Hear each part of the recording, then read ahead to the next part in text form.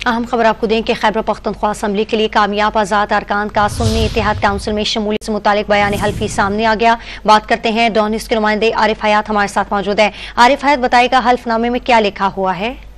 जी बिल्कुल, जितने भी आज़ाद अरकान हैं जो अब तहरीक जो सुन्नी इत्तेहाद कौंसिल में शामिल होने जा रहे हैं, तो उनके जो हलफनामे हैं वो सामने आए हुए हैं सूबाई असम्बली के उम्मीदवार भी और कौमी असम्बली के उम्मीदवार में, जिसमें उन्होंने बताया कि इलेक्शन एक्ट 2017 के तहत सुन्नी इत्तेहाद में शमूलियत की दरख्वास्त दी है और मैं आम इंतखाबात 2024 में आज़ाद हैसियत से रुकन सूबाई असम्बली मुंतखब हुआ हूँ और मेरे पास किसी भी सियासी जमात में शमूलियत का मौका मौजूद है।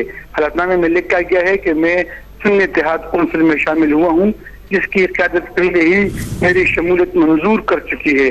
अरकान के हलफनामे जो हैं तो वो आज इलेक्शन कमीशन में जमा कराएंगे और गुज़श्ता रोज 60 के करीब जो अरकान थे तो उन्होंने अपने हलफनामे जमा कराए हुए थे। बाकी अरकान के पास आज का वक्त है, आज ये मुकम्मल कराए जाएंगे और आज इलेक्शन कमीशन में जमा कराए जाएंगे।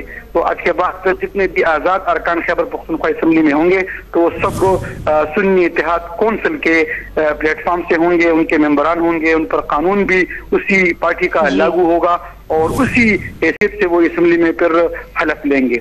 शुक्रिया तफसीलात देने के लिए आरिफ हयात आपका।